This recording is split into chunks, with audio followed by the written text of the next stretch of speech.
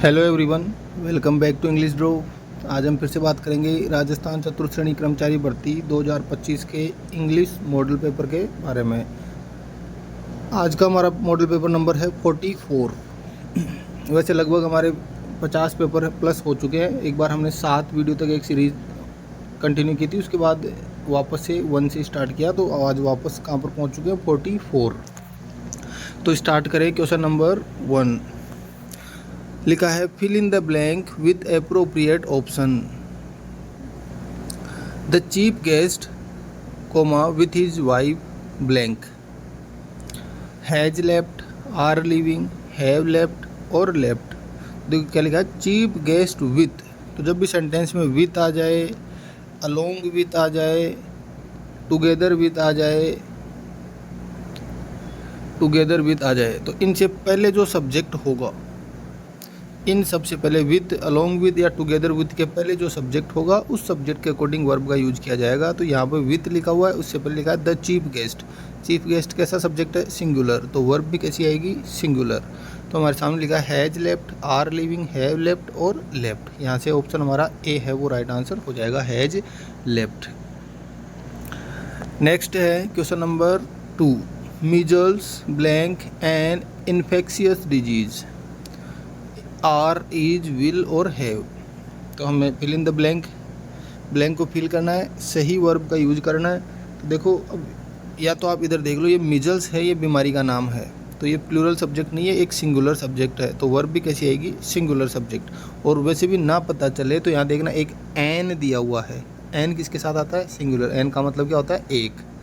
यहाँ से पता चल जाएगा। या फिर भी अगर कोई डाउट हो, ऑप्शन देखे भी नहीं, आप इधर देख सकते हैं डिजीज़, एक डिजीज है, यहाँ डिजीजेज होता, बीमारियाँ होती, तब भी हम प्लूरल के बारे में सोचते हैं। तो हमारे सामने 3 ऑप्शन है, सब्जेक्ट से पता चल रहा है, एन से पता चल रहा है, डिजीज से पता चल रहा है कि हमें कैसी वर्ब यूज करनी है? सिंगुलर वर्ब हमें यूज करनी है। Are, is, will, have.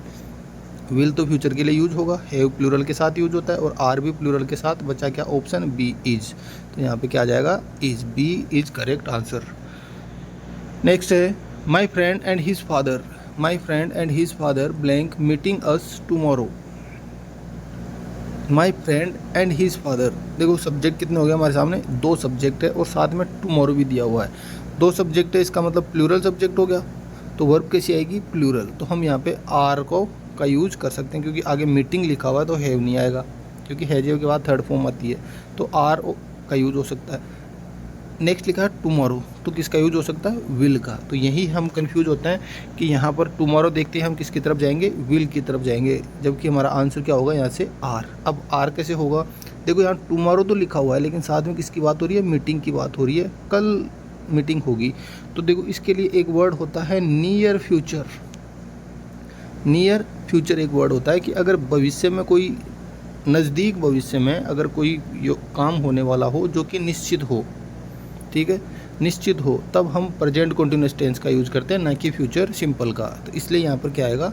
Are का यूज आएगा। तो आप इस नियर फ्यूचर को याद रखेंगे। अगर इसकी जगह अरेंज फ्यूचर होता, अरेंज फ्यूचर का कोई भावी नियोजित अगर कोई कार्य होता, तब हम प्रेजेंट सिंपल का यूज करते। तो यहाँ से क्या आ जाएगा? Present continuous are. नेक्स्ट है question number 4। She always an umbrella, she always blank an umbrella, carries, have carry, had carry और वुड कैरीड। देखो हैव तो नहीं आएगा, क्योंकि हमारे पास सब्जेक्ट कैसा है? सी। ऑलवेज से पता चल रहा है प्रेजेंट सिंपल टेंस का हमें यूज करना होगा। प्रेजेंट सिंपल के लिए एक ही वर्ब दे रखी है हमें, कैरीज। ना कैरी दिया हुआ, ना डू डज का यूज किया, डायरेक्ट कैरीज दिया है। इसका मतलब ऑप्शन ए है हमारा राइट आंसर हो जाएगा। नेक्स्ट क्वेश्चन है the driver blank the taxi to the right on the first turn yesterday. Yesterday दिया हुआ है, सिंपल सेंटेंस है। ऑप्शन है ड्राइव्स, टर्न्स, मूव्स और ड्रोव। देखो तीनों है वो प्रेजेंट फॉर्म दे रखी है, और ड्रोव है ड्राइव की सेकंड फॉर्म दे रखी है। और जब भी यस्टरडे आए सिंपल सेंटेंस हो, तो हम कौन सी फॉर्म का यूज़ करते हैं? सेकंड फॉर्म का हम यूज़ करते हैं। तो यहाँ से हमारा ऑप्शन डी है वो राइट आंसर हो जाएगा। नेक्स्ट है we blank there for 10 years, we blank there for 10 years, for 10 years. यहाँ से नोटिस करना है for 10 years, since, for, all plus time दिया हुआ है। तो हमें परफेक्ट कॉन्टिन्यूस टेंस का यूज करना है। वो प्रेजेंट, पास्ट और फ्यूचर कौन सा होगा वो ऑप्शन पे डिपेंड करेगा। Will have been, lived, live, living और लिव्ड। लिव और लिविंग, ये तो देखो वी लिव आ गया प्रेजेंट सिंपल, लिविंग अकेला नहीं आएगा, इजेमार वॉज साथ में चाहिए इसके लिए। लिव्ड सेकंड फॉर्म में पास्ट की बात कर रहा है, तो हमें एक ही ऑप्शन दिया हुआ विल हैव बीन और शैल हैव बीन, मतलब ऑप्शन ए है वो हमारा राइट आंसर हो जाएगा। नेक्स्ट है select the correct verb form can you blank me some money. Can you blank me some money, lend, land, lease और leave. तो लीज और लीव तो मतलब मीनिंग से पता चल रहा है, लीज पे देना, किसी को किराए पे देना। लीव का मतलब छोड़ना, लैंड और लैंड। सम मनी की बात हो रही है और कैन मॉडल दिया हुआ है, और मॉडल्स के बाद में हमेशा कौन सी फॉर्म यूज होती है, फर्स्ट फॉर्म। तो लैंड फर्स्ट फॉर्म है, लैंड इसकी सेकंड फॉर्म और थर्ड फॉर्म होती है, तो यहाँ से ऑप्शन ए है वो हमारा राइट आंसर हो जाएगा। नेक्स्ट है let the lights be switched on now, choose the correct active of the above sentence. Above sentence दिया हुआ है हमें और इस सेंटेंस का हमें एक्टिव वॉइस हमें बताना है। तो देखो यहाँ पे क्या लिखा है, let the lights be switched on. Let से स्टार्ट हो रहा है, मतलब ये इंपेरेटिव सेंटेंस है, और इंपेरेटिव सेंटेंस में हमेशा स्टार्ट में क्या आती है, फर्स्ट फॉर्म। तो देखो स्विच्ड सेकंड फॉर्म आ गई, लेट तो ऑलरेडी दिया हुआ है, स्विच और स्विच दो ऑप्शन हमें दिया हुआ है। तो let on the lights now, let switch be the lights, switch के आगे बी दे दिया गया तो ये भी नहीं आएगा, switch on the lights now. तो हमारा ऑप्शन सी है वो करेक्ट आंसर हो जाएगा। नेक्स्ट है he looked after the children well, which of the following is correct passive voice. High court 2022 के अंदर पूछा गया क्वेश्चन है। ही लुक्ड आफ्टर, देखो लुक्ड आफ्टर, लुक्ड कौन सी फॉर्म है, सेकंड फॉर्म। तो पैसिव वॉइस में हमें क्या चाहिएगा, वॉज वर चाहिएगा हमें। तो वॉज वर देखो विल बी, लुक, वर और वर दो में दिया हुआ है, वेल से दे दिया गया इसको, तो ये वैसे रॉन्ग हो जाएगा। तो बचा क्या, द चिल्ड्रन वर लुक्ड, या children were well looked after, या फिर children were looked after well, दोनों अगर ऑप्शन हमारे राइट हो सकते हैं यहाँ पर। तो यहाँ वेल को पहले दे दिया, कोई प्रॉब्लम नहीं है, ऑप्शन सी है वो हमारा राइट आंसर हो जाएगा। नेक्स्ट है India had eradicated small pox by 1975, change into passive voice. India had, had हमारे पास दिया हुआ है, तो हेड दिया हुआ आएगा, तो पैसिव वॉइस में क्या ऐड करेंगे, बीन ऐड करेंगे। तो देखो was, were, had been, have been. Had been कौन से ऑप्शन में है, ऑप्शन सी राइट आंसर हो जाएगा।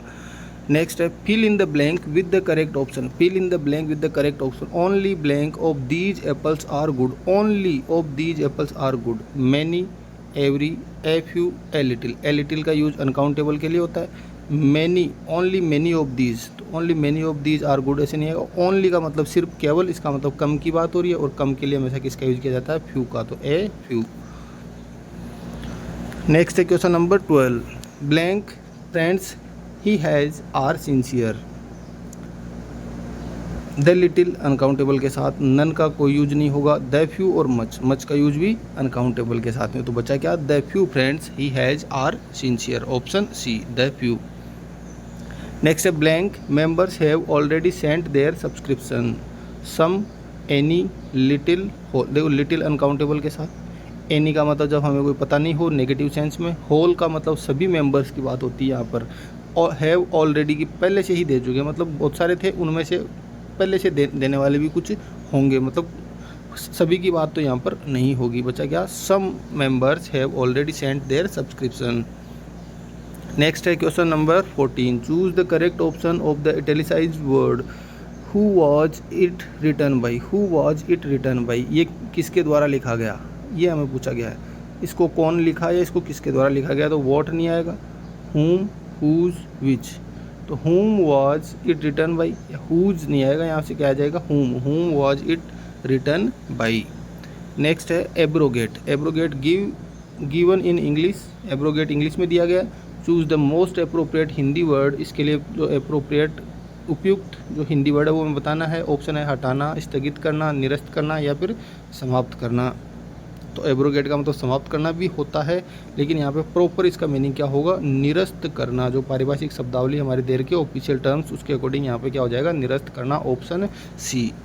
तो ये था आज का हमारा वीडियो। Thanks for watching.